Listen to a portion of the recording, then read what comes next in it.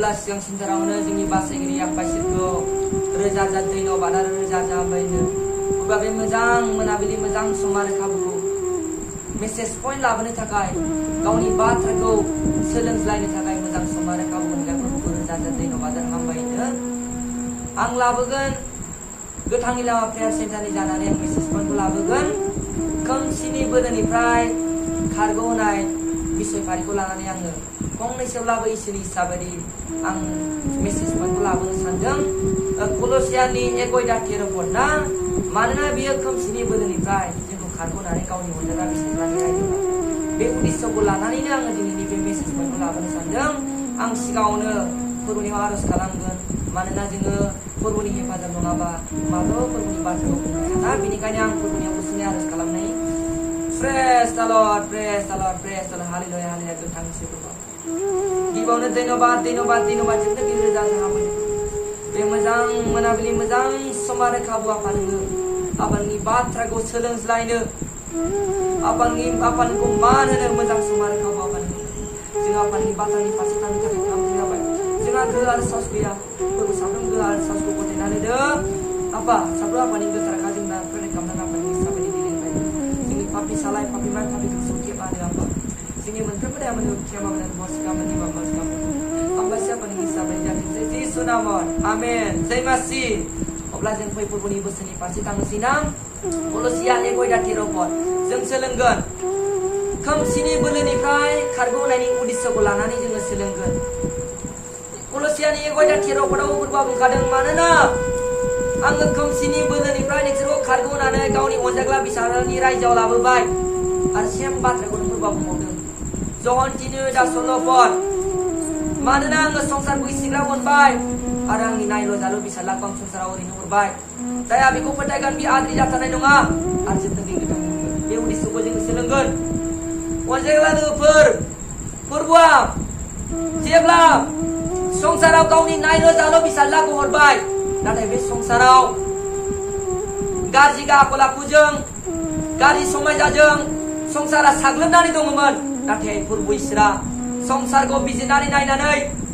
गावनि अनजाग्रा नायल' जाल' सासेल' बिसाज्लाखौ हरबाय बियो गावनि बिसाज्लाखौ हरनानै सुबुं माहारिनि दाय एबा पापफोरखौ मावनायखौ नुनानै बानस'नो थाखाय दाय अपराधफोरखौ बानस'नो थाखाय बिसाज्लाखौ हरनानै बियो गावनि बिसाज्लानि गेजेरजों जों सुबुं माहारिनि पापफोरखौ सुस्रांनो थाखाय बियो हरनानै बियो साफ्रोमखौबो बासि जानायनि लामायाव लाबोबाय रैखा खालामबाय फोरबोआ गावनि नायल' जाल' बिसाज्लाखौ हरनानै मानो होनोबा सुबुं माहारिया गोबां समायसा गाज्रि आखल आखुजों गोदोसोनानै दंमोन नाथाय बे गावनि बिसाज्ला नायल' जाल' बिसाज्लाखौ हरनानै गावनि बिसाज्लानि गोथार जिउखौ गोथार कालभारि क्रुसाव बोहोनानै जोंनि सुबुं माहारिनि पापखौ सुस्रांबाय बेनिखायनो जोङो बे फोरबो इसोरनि अननाय बे अननाय आरो दयाखौ जों जेब्लायबो लाखिनांगौ मानोना बे कलसियाव बुंखादों 1:13 बुंनाय बायदि आं दहाय सिगाङाव बुंनाय बायदि मानोना बे खोमसिनि बोलोनिफ्राय नोंसोरखौ खारग'नानै लाबोबाय गावनि अनजाग्रानि बिसालानि रायजोआव लाबोबाय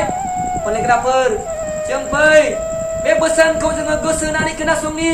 फोरबोनि आयदाखौ जोङो गोसोआव सोनानै लानि जहननि लिरनाय 4:24 बुंनाय बायदि इसोरा जिउ बेखौ खुलुमग्रा साफ्रोमबो जिउजों आरो नोंखौ जों खुलुमनो नांथारगौ बेनिखायनो फै जों अनलायग्राफोर फोरबोआ गावनि बिसालानि गोथार जिउखौ कालभारि क्रुसाव बोहोनानै जोंखौ सान्ति खालामबाय जोंखौ बासि जानायनि लामायाव लाबोबाय बेनिखायनो जोङो फै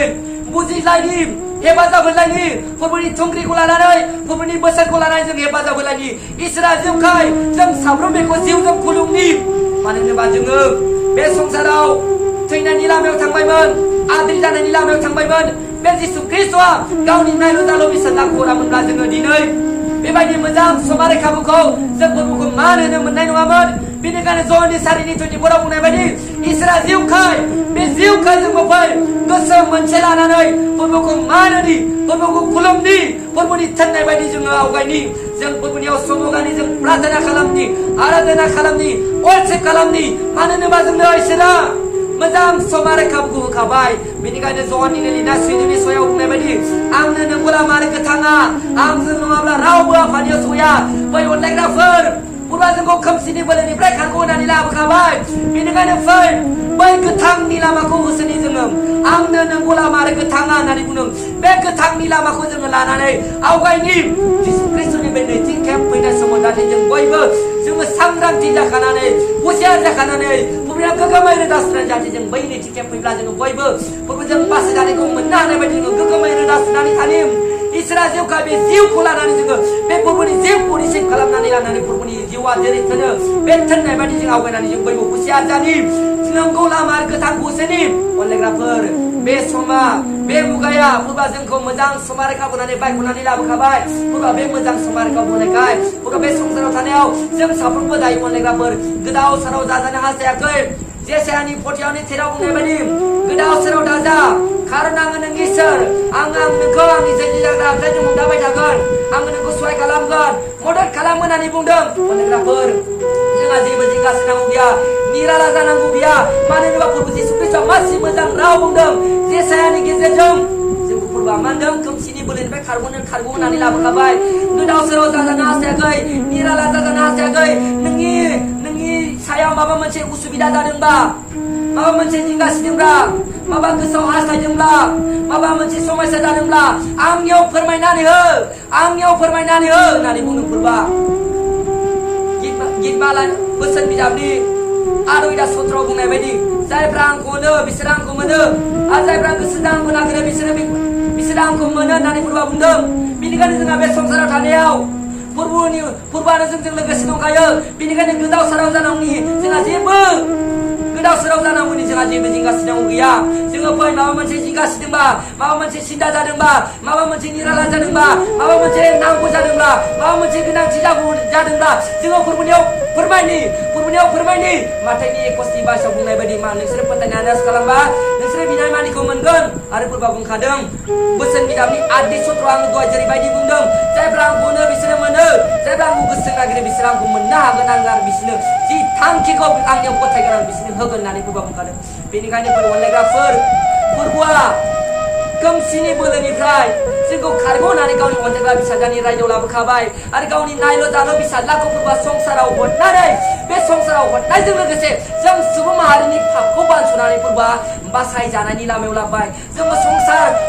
जानायनि लामायाव आगान सुरदोंमोन नाथाय पुरबुआ बे संसारखौ बिजिरनानै नायनानै गावनि अनजाग्रा फिसाज्लाखौ संसाराव हरनानै जोंनि पापफोरखौ बानस'नानै जोंखौ बासायजानायनि लामायाव लाबोबाय बेनिखायनो बै जों अनलायग्राफोर ज'ननि 15 साराव बुंनाय बायदि नोंसोरो आंनियाव थायोब्ला आंनि बाथ्राफोरा नोंसोर थायोब्ला नोंसोरो जेखौनो हास्थायनानै आरज खालामगोन बेखौनो मोनगोन होननानै बुंदों फै अनलायग्राफोर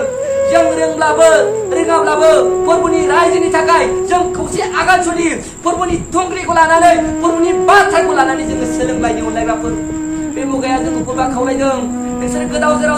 सोराव दाजासै होननानै पुरबुआ खावलायदों बेनिखायनो फै जों गोदाव सोराव जायाजासे जों सैसोनानैब्लाबो अनलायनानैब्लाबो जोङो जि फंनै फंथामबाबो बाथ्रा रोंलायो जों बेखौनो जोङो सोलोंलायनानै जों आवगायगोन मानो होनोबा जोंहा बे संसाराव जेबो जिंगा सिनांगौ गैया निराला जानांगौ गैया पुरबुआ जोंखौ खोमसिनि बोलोनिफ्राय खारग'नानै गावनि अनजाग्रा फिसाज्लानि रायजोआव लाबोबाय जोबनो गैयै गोथांखौ होनो हाग्रा फिसाज्लानि रायजोआव लाबोबाय अनलायग्राफोर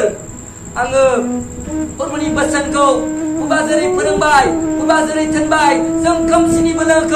खोमसिनि बोलोनिफ्राय खारग'नानै लाबोखाबाय अनलायग्राफोर बेनिखायनो पुरबुआ जेरै आंखौ थोनबाय बे मेसेजखौ लाबोनो थाखाय आं पुरबुनि इसा बायदि अनलायग्राफोर खोमसिनि बोलोनि सोमोन्दै गावनि फिसाज्लाखौ हरनायनि सोमोन्दै आं गुसुङैबाबो पुरबुनि इसा बायदि बुंबाय बेनिखायनो बै अनलायग्राफोर जों गिबियावनो पुरबुनि बोसोनाव थागोननि बिनि उनाव जों पुरबुनि इसा बायदि जों आवगायनि पुरबुआ जेरै थोनदों जों बै अनलायग्राफोर जोङो सैसोनानै अनलायनानै जोङो आवगायनि इसोरा जोंनो बे संसाराव थानायाव गिनाय जुगुआखै 2 तिमथि 1:7 बुंनाय बायदि इसोरा जोंनो गिनाय जुगुआखै बोलो अननायानो गावखौ हमथानानै जिउखौसो होदों जोङो फै गावजों गावनो सैसोलायनानै हमथालायनानै जोङो सैथो लामाजों आगान सुरि बै नंगौ आरो गोथां लामाजों जों आगान सुरि ना अनलायग्राफोर आं बांद्राय गोलावथारबो बुंनो सानला पुरबुनि इसा बायदि खोमसिनि बोलोनि सोमोन्दै गावनि फिसाज्लाखौ संसाराव हरनायनि सोमोन्दैखौ आङो बे गुसुंथारखौनो बुंनानै आं पुरबुनि इसा बायदि लिरबाय पुरबुनि बाथ्राफोरखौ पुरबुनि गोथार बाथ्राखौ खोनासंनानै साफ्रोमबोनि सायाव पुरबुआ आशीर्बाद खालामथोंसै जय मासि प्रेज द लर्ड जिसु नामाव आमेन।